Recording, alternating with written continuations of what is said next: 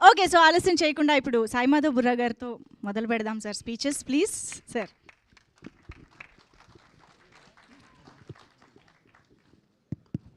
అందరికీ నమస్కారం అండి. ఈరోజు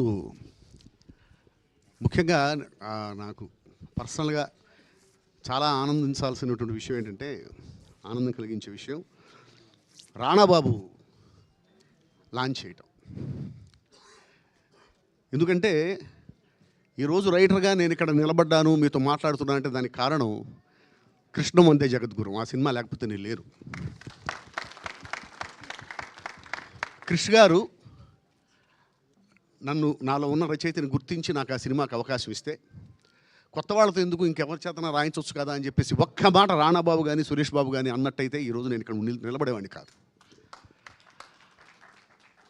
ఆ రోజు వాళ్ళు నన్ను ప్రోత్సహించి నా కళాన్ని నడిపించడానికి కారణమైనటువంటి వాళ్ళు, నేను లైఫ్ లాంగ్ రుణపడి ఉండేటువంటి వాళ్ళు క్రిష్ గారు, రాణాబాబు, సురేష్ బాబు. ఆయన రావటం అనేది నిజంగా నాకు చాలా ఆనందం కలిగించిన విషయం అండి ఇది. నా ఫస్ట్ సినిమా కృష్ణ వందే జగద్గురు.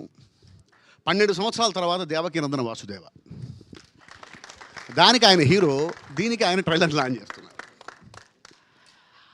అలాగే ఇక సినిమా విషయానికి వస్తే చాలా మంచి సినిమా అండి.